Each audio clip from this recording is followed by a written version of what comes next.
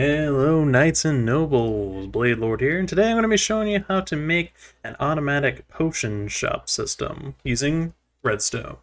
So for this system, what you're going to need are 3 chests, 18 hoppers, 5 redstone comparators, 5 redstone repeaters, 19 redstone dust, 4 redstone torches, 5 droppers, 4 sticky pistons, 4 blocks of redstone, 21 ice or blue ice preferably, 1 water bucket. You're going to need a lot of water, but at least you have an infinite water source. That's all you'll need. 2 trapdoors, 28 solid blocks, a lectern, a book and quill, and a piece of soul sand. Now, in order to illustrate what this will look like, I have these glass tubes here to show the system, but normally what you would do is you would just do a hole in the terrain, but these glass tubes just represent the hole into the ground that you're going to be using. I also have it represented over here so I can show you guys exactly how it'll be built. Just remember that the glass tubes just represent a hole in the ground. So what you want to do now is dig a hole where you want your payment chest to go, which would be, for me, it's going to be right here. You're going to crouch and put hoppers all the way to the top like this, and then stick your payment chest on top. Now when you come down here, where you put the hoppers, and take out this bottom one, and we're going to put a dropper facing down. Basically, it's going to be that the payment item is going to come through the hopper and shoot down to the hopper to where the bottom system is going to be, like that. Next, you're going to come over here, you're going to place a solid block down here, and then do 1, 2, 3, 1, 2 this way, and then you want to get 1 block down, like that, and wrap it all the way to the dropper. Then you're going to add a redstone comparator facing this way with that turned on, a redstone repeater, and make sure to click the delay all the way back. It makes this so much easier. Then going to lay down some redstone dust all the way back to the dropper. So it's going to be 1, 2, 3, 4, 5, 6, 7 pieces of redstone dust right here. And this completes the circuit for the hopper system. I'll show you how that works. So now, when someone puts the item in here, they'll put the item in the chest. You'll hear the click, and what happens is this dropper, the hopper, will have the item in it. It'll recognize that there's an item in there from the comparator. It'll make the dropper fire, and then it makes your payment drop to the bottom like this. So now what I recommend is first to put 7 solid blocks from the end point where you want your system to be for your receiving end. So you go 1, 2, 3, 4, 5, 6, 7. This is going to make it easier to put down the hopper line. So then what you do, because you need the hoppers to be facing this way, put down 1, 2, 3, 4, 5. Oh, I put 1 too many. 6, let's see, that's 1, 2, 3, 4, 5, 6, 7. Okay. Yeah, so we wanted 7. And the last one, we actually want it to be facing down, and I'll show you why in a second. Now we're going to add the second line of hoppers, but we're only going to do it for these 4. So in order to make it, we have to make it so that they are facing this opposite way. So what I do to make that easy is just put another line of solid blocks so it's easy to point them in the correct direction. Then you come over to this other side and point the hoppers this way. 1, 2, 3, and 4. Now for the last hopper line, as you can see over there, we're going to need 4 underneath these that are facing to the right. So same thing I do, I put a solid block and then put a line. So that way I can just do a crouch and place. So we got the 1, 2, 3, 4. And there we go. When you're done, the hopper array should look like this. Now we just have 2 more hopper areas to do. So the last hoppers we got to do involve chests. So you're going to come over here to this last one. This last in the hopper line. You're going to put a chest down under it like that. And the same on this other end. Opposite end, you're going to put another chest right here. And for this, this right chest, you're just going to put 1 hopper straight down into it. And for this chest, you're going to put 2 straight down. There we go.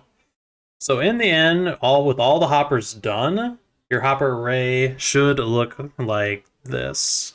So coming over to the back here, it's this 4 hoppers that you're going to be working with. You can leave the area behind the chests alone. So behind the hoppers, you're going to skip 1 space and put blocks down. So you're going to put 1, 2, 3, 4. Get some redstone torches.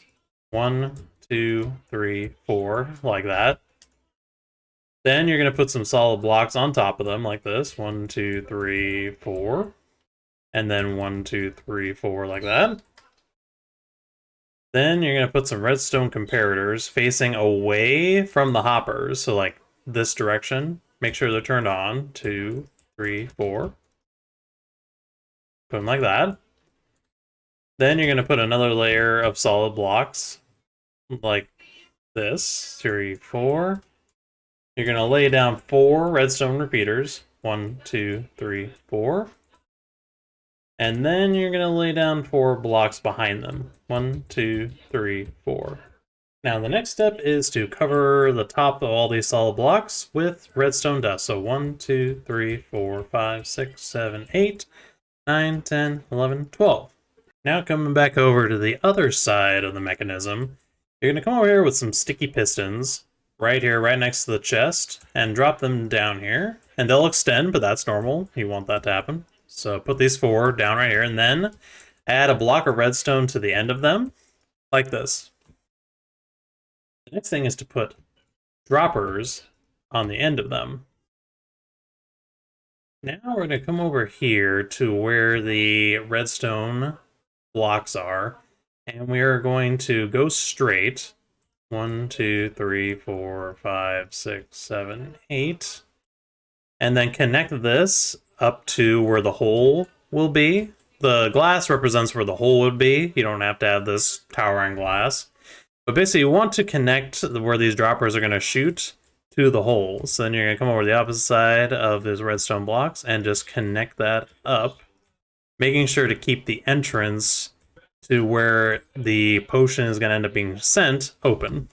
Alright, and the next thing you want to do is replace all the blocks underneath here in this square, as well as the entrance into where this water elevator is going to go.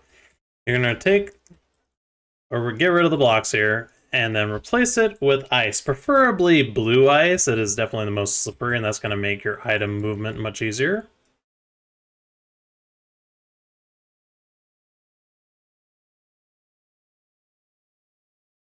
And then next, you're going to want to put oak trap doors. Well, not oak, any trap door right here. And then all you gotta do is put a bucket of water right at the edge, and that will allow the potion to flow back over here. Now, actually what it is that you don't need ice there. What you need to do is put soul sand here. And then basically you're going to be creating a water elevator. So you want to make sure to put full water blocks up this entire column, or in this case, and for your case, it might be a hole. Put it all the way to the top and make sure that the bubbles are coming all the way to the top. So in the end, your bubble elevator should have bubbles coming to the top like this, and if you put an item into it, it'll just bounce right out and up like that. Now, if you did everything correctly, your system should look something like this. Now, the last thing we have to do is put the item filters in, which is basically going to be the payments you are going to want for certain potions. So for instance, you go to the hoppers that have a comparator behind them, and you're going to first put a junk item in these 4 slots, like that. Just 1 item in each of those slots. Then you're going to want to put at least 41 was basically going to end up happening. It's 41 of the item that you want as the payment. So for this one, I want to do iron. This one, I'm going to do diamonds. This one, I'm going to do emeralds. And this one, I'm going to do gold. And what's going to happen is there will be 41 items. So the last thing you have to do is then fill these droppers, each dropper with whichever potion you want to have be sold for that price. So for this one, since this is gold, I'm going to put in the fire resistance potions. And for this one being emeralds, I'll put in the health potion. This one being diamonds, I'm going to give the Wither 2 potion. And for this one being iron, I'm going to put in the jump boost. And you can put whichever one you want. You just have to make sure that whatever price you put in, which would be gold or whichever item, you want to have the corresponding potion filled into here. Now, to understand how it works, basically when the payment gets put in, it'll go through this hopper line, and these item filters will check to see if it's one of the payment items that you put in. Now, you can also make this a custom named item if you so desire. Now, if the system detects none of these payment items in there, what it'll do is it'll go here and go into this chest. This will be the junk items. Say someone tries to throw on a poisonous potato or something, it'll go in here. So first I'm going to show you what happens when you put a junk item that is not part of the payments that you set up. Let's say they decide to try to pay you with string. Put it in, the item will fall down into the system. It'll go through the system, find that it's not one of the payments, end up in the chest right here. This will be your junk chest. So if they try to put any junk items, it'll just go here. Now, if you put a correct payment item in here, let's put the gold, we'll put a piece of gold in here. The gold should go down, and the customer will wait. The system will process the gold. It'll put the potion into the water stream, and we should be lucky enough. There it is, our potion. We got our potion of fire resistance. Now, really, the last thing to do now is to just put a lectern down with a book and quill and write down what your prices will be. Obviously, probably write it down before you put it on the lectern. And just 1 diamond for health potion or whatever. Anyways, guys, thank you for watching my redstone tutorial on the potion shop automatic mechanism. If you'd like to see me add some things to this build, like a automatic stock refilling, like automatically putting in your potions into the machine so that way you don't have to refill it all the time, or you want an expanded system or a system that has you cost multiple amounts of an item for one thing, let me know. I would be happy to do that if you guys are interested. Just a reminder, this system is a 1 item for 1 potion system. But anyway, guys, that's going to do it for me. Thank you so much for watching. I hope to see you next time.